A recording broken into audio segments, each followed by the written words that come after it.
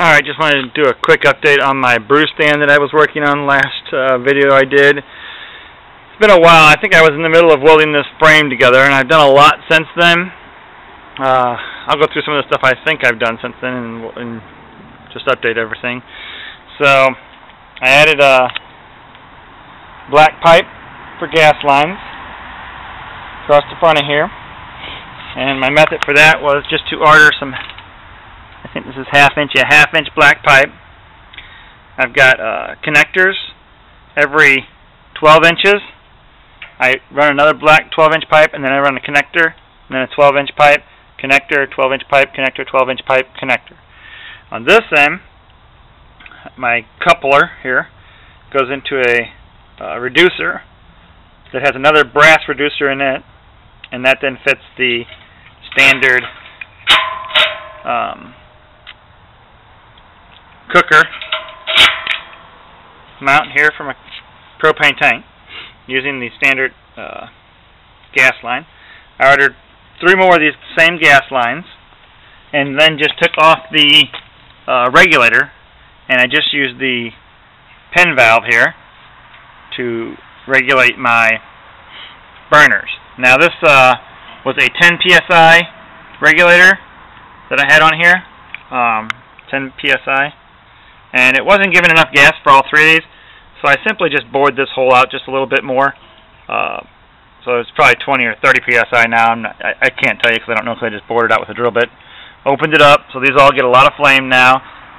Actually, it's a little too much, so I may have to go back and take that off of there and take one of the other. I have 3 of these laying around now because each one of these came with one, and just maybe drill a little smaller than that because I'm getting too much flame now. I can get a good 3-foot torch coming off this thing, empty my propane tank out in no time. So I'll play with it. But you can see each one's got an on-off pen valve where I can kind of tone it up and down a little bit. As soon as I open it to about there, it's full blown. So that's part of my, I think I drilled too big of a hole down there. Got my air vents on each one of them set in there. These 2 work by spring, and this one works by spring and some screws here, so I'm not really sure what the difference is, but that's what it is. Got my kegs all at it with quick disconnect now. Don't know if I had that last time. I'm not even sure if I had all 3 kegs drilled out, but I got all 3 kegs set up now. I don't have them in the order they should be. This is my boil kettle with my cheesy, hose clip. Excuse me.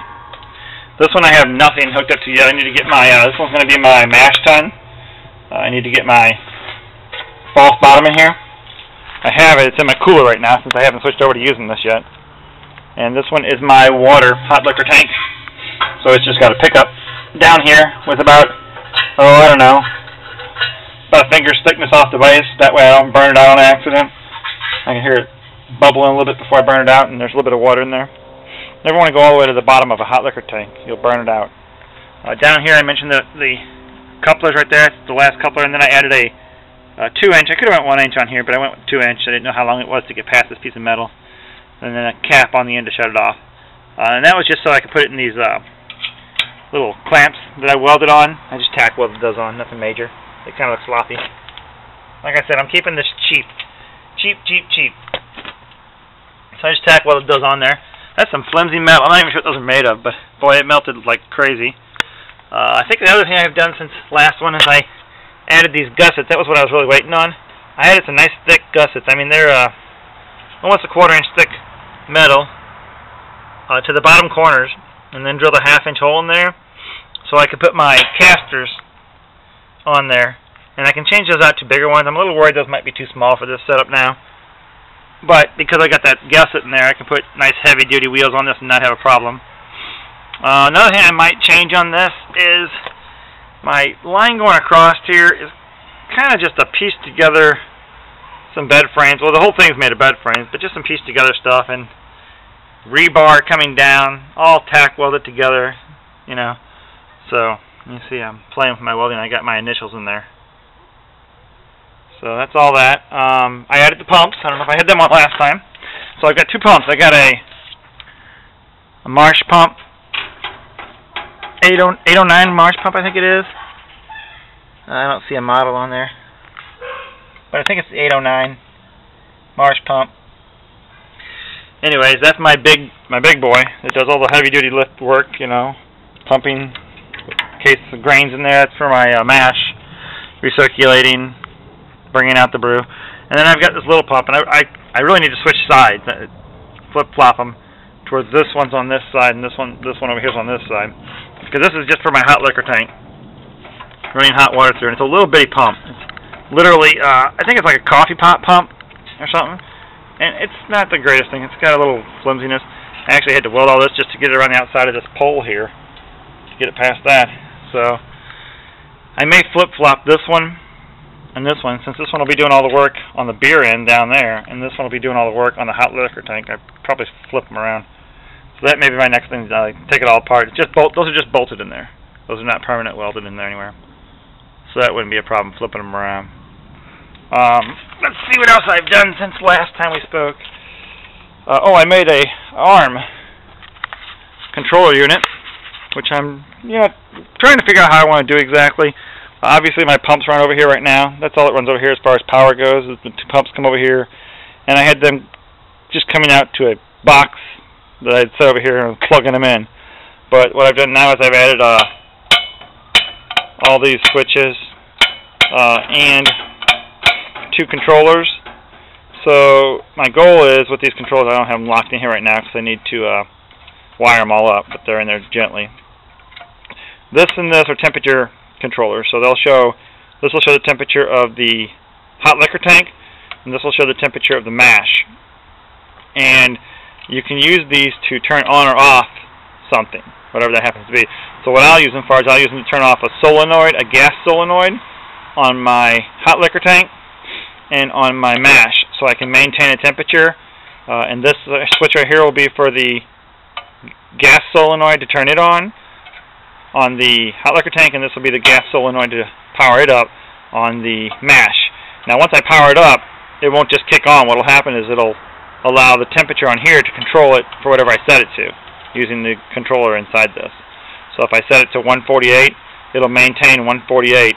It'll feed the power through the switch, which if it's on, we'll go down there and say, I'm on, go ahead and open the solenoid to the gas.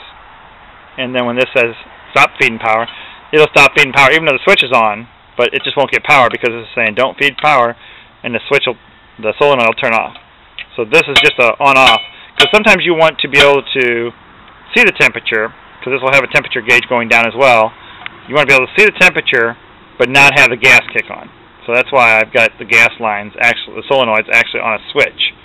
And then down below that I'll have a pump 1 and pump 2. So this will be my left pump and my right pump.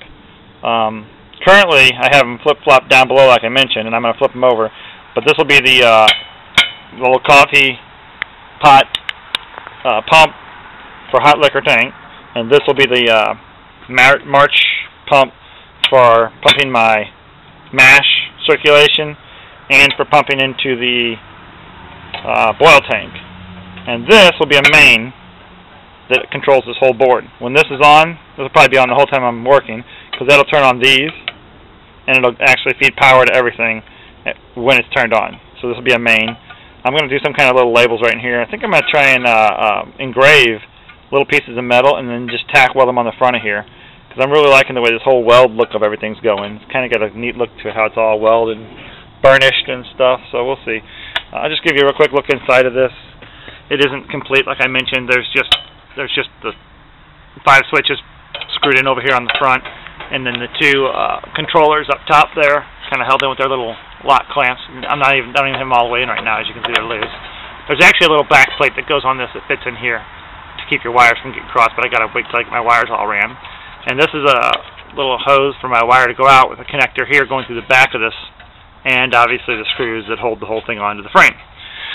So going back here to the frame, there's my wire connector going out, and down the center of the pipe here, it's just a little tube. There's nothing in it yet. That's just for running the wires through it, so they're not exposed out here. And then, of course, those bolts come down here to these 4 lock nuts. This is actually a bed frame piece here. Most of my thing is made out of bed frames, and this is actually one of the connectors for a headboard. kind of just bent out a little bit and tack weld it. I'm sorry, actually weld it, not just tack weld it onto this frame here, which is, as I don't know if you noticed or not, 2 bed frames welded together to make a square. Yeah, pretty interesting. Not waterproof by any means, but will do the job definitely. And as you can see, I think most of my thing here is bed frames. So I come down here, and I've got this clamp here, which is a bed frame clamp. When you're putting 2 frames together, this slides over the top of them, locking them in place, and that is what I use to lock my arm on here. And this is a secondary bolt that I use to screw it in once it's on, and it's just basically a bolt that I welded a nut on this end, and it will screw right in here. I haven't put the hole in here for it to screw in yet because I don't know exactly how high I want this to go. I've got to figure out my wiring situation. I don't want my wires being too high and getting too close to this flame on this. This is my boil kettle, so it will be running in full flame sometimes, and my box will be right down here somewhere. So I got a little bit of, I'm a little close. So I want to build it. I might build that box just a little lower, down here in this corner. And what I was thinking originally about taking the wires right through this pipe here and coming down. But now I'm thinking, because this arm can actually come off for storage, so I don't have to have it on here. And I don't know if I want those wires being drug in and out of that frame there every time I pull it in and out. There's about 11 wires that are going to have to go through here when I'm all said and done if I get everything built the way I want. So I think I'm going to put a hole right here on the controller arm and have the wires come out with a plug that hangs off of here and plugs into the face of a box down here. And then that plug plugs in here, and all my other wires that come back from the mains, from everything else, go into this box as well. And then I can put a heat shield on that metal box. I'll build a metal box, and then I'll put a heat shield in front of the metal box to absorb the heat from the flame up here. But down below like that, I think I'll be fine.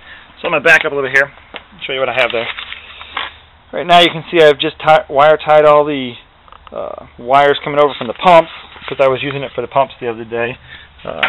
And there's just the 2 pump wires. There's an actual, regular plug for the March and some 12-volt wires for the coffee pump. They just kind of wrap around back here and go out to the individual pumps. So there's 5 wires right there. I'll have to add 2 wires for each of the T's that I'm going to put my temperature probes in. So there's 4 more wires, and I think I'm going to run them down to they'll probably wrap back around to this one pipe here and go straight down the center and go back and across. I haven't narrowed that down just yet. That's my guess. And then I'll have 2 solenoids at some point in the future here to run this. I don't have the solenoids in here. For the gas lines here and here, I'll run those off a solenoid. And each one of those solenoids will either have 3 or 2 wires. I'm not sure what kind of solenoids I'm going to buy yet. Any suggestions on that would be great. I don't want to spend a lot of money on this system. This is really going to be a very cheap and inexpensive system. I'd say I'm under $500 still, and I still have a little room to go, and I probably can keep it under $500. So the solenoids are going to be expensive. I know that. They're probably $60 a piece minimum, and that's going to be 120 right there. So that bumps the price up drastically. And the pump was, for me, it was $50, but those aren't that cheap regularly. I got it off at Brewer that was trading it in for something new. This pump was $20, so very cheap.